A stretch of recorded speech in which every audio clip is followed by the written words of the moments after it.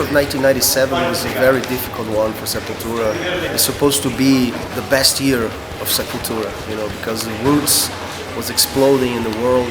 We already did a year of touring in Europe and South America. We were ready to go to Australia and Japan, but Max left in December '96, and everything fell through and fell down. Actually, you know, it didn't happen. And me and Igor Paulo, we stayed together and we started to rebuild everything from scratch, because when Max left, he took the management, he took the trust from the label.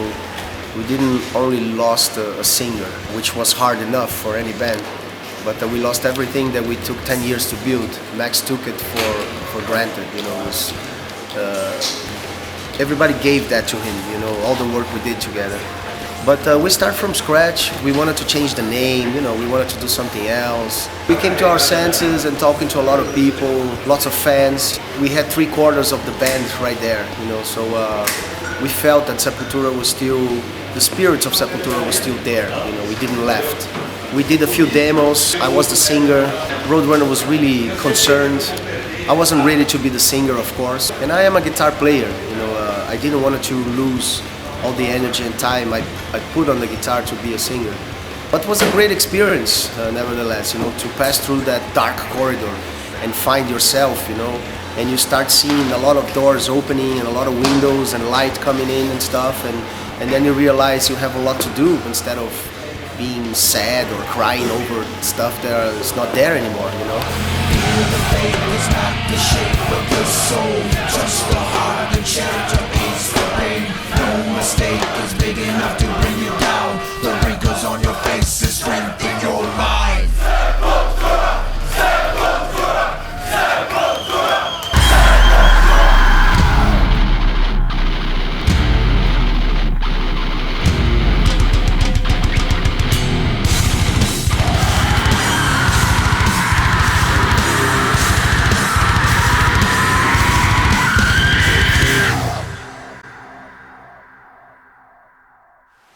And just when everyone thinks that heavy metal has been totally exhausted, and for the most part it has. I mean, most bands just, yeah, I mean, it doesn't seem like there's any different direction you could take it in.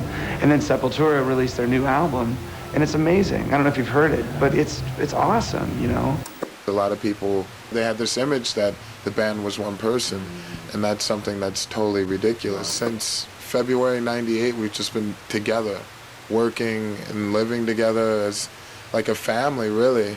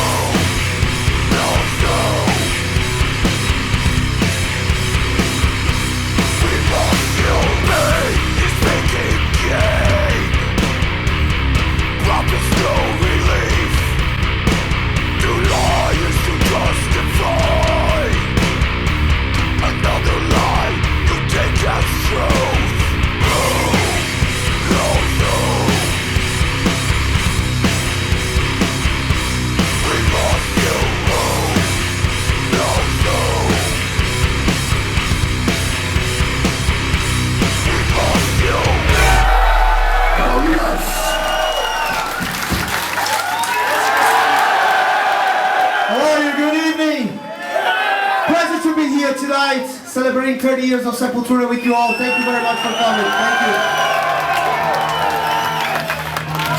Perfect that we started right here in Manchester with you all. Thank you very much.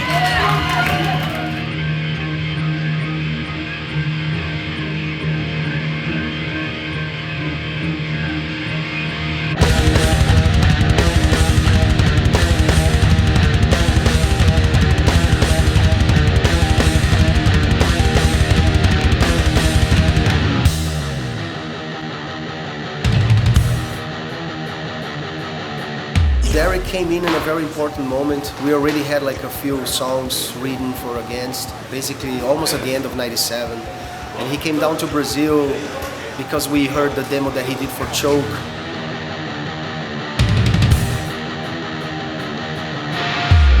It was pretty intense. You know, I really wanted to be a part of this group. I mean, especially after going to Brazil and meeting everyone, I fell in love with the place immediately.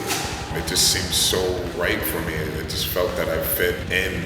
It's hard to describe, but it was really emotional. You know, it was just so many years trying and playing in different bands and trying to find the right combinations of people to work with. It was a moment I didn't want to miss out on, and I just wanted to give it my all and be myself was the main objective. His vocals was really cool.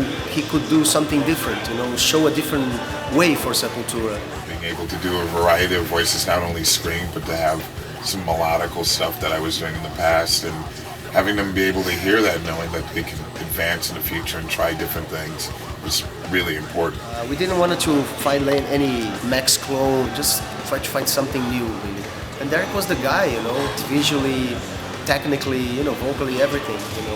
We found the right guy to rebuild Sepultura with us, and that click was amazing. And he's still here 18 years after. I think we made the right choice, you know. A big part of my life changed, but I was already prepared to make that change. Moving from the US to Brazil was a big change. Well, I had no family or friends there, so it was completely new to me. But I was really open to that. I really felt connection.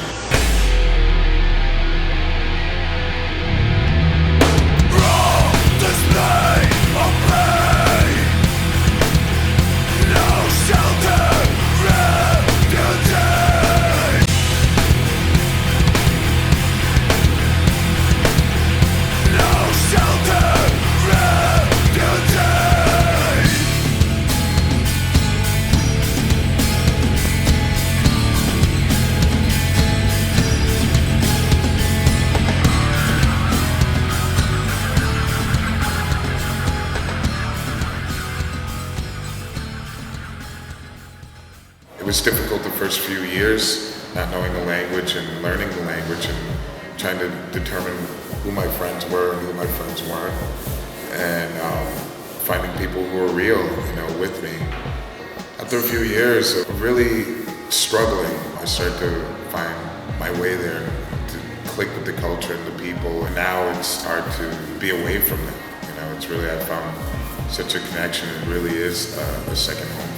As an artist, I definitely want to see myself grow, and I want to be able to evolve, and I believe we've been able to do that in Sepultura because it's really open to go in so many different directions and not be stuck in doing one thing or repeating the same thing.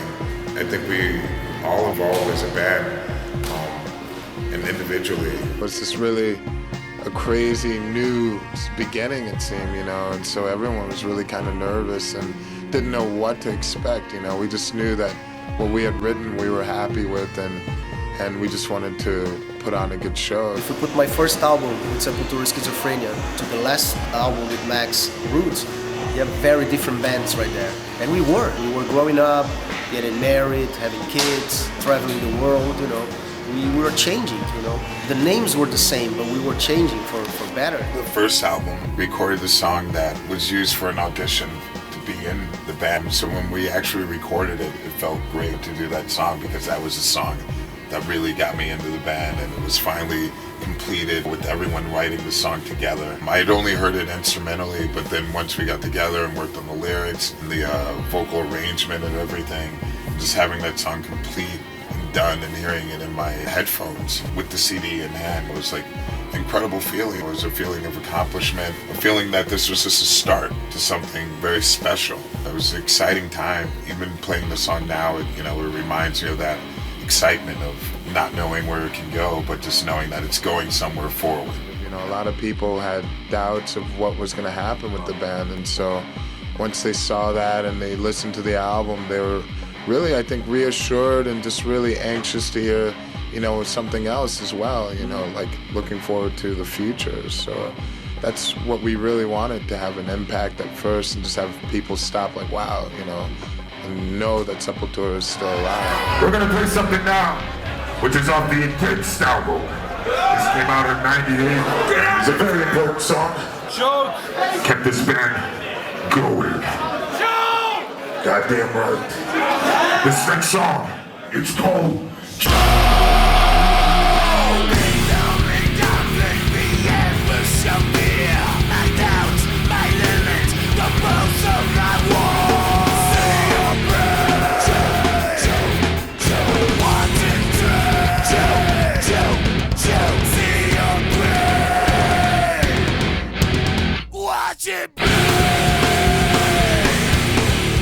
To make part of Sepultura was like an honor, you know, like a privilege. I'm younger than the band, you know. When I was born, they were playing all around the world already, so it was crazy. I was a big fan of the band before I played with them. They are like a big band in Brazil as well. I'm Brazilian. That's the style that I like to play, the style of music that I like to play. It's really in my blood. That was like something really good that happened to me.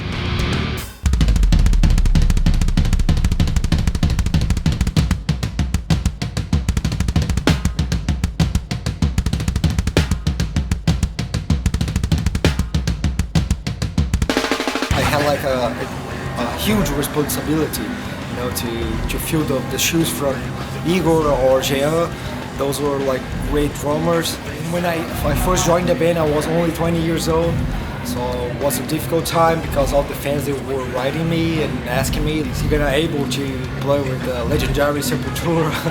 Everybody's expecting you know, to do like something good. It works for me, you know. I had a lot of pressure, like from everybody, you know, from my friends, from my family, from the fans. It was a good pressure, I can tell. I had total support from the guys from the band, you know. They gave me 100% support. I always say it's not my fault that I'm young, you know, that I'm playing with like a band that is doing 30 years. And so it's not my fault, I'm sorry about that. He fits perfectly with what we do in Sepultura and what he want to do as well on drumming. He brought new possibilities to my guitar writing. I mean, he really broke up, you know, our limits. You know, we stretched our limits of composing and on stage. And ELOY was there for us, and we were there for him as well. He was ready. I mean, it seems that he was getting prepared for this his whole life, you know. And it was a perfect time for us, and I don't know how can you explain that. I think we're very lucky. Yeah, ELOY coming to the band was like a godsend. That really was a great push, you know, for us. A great deal of motivation, you know, to keep doing what we were doing.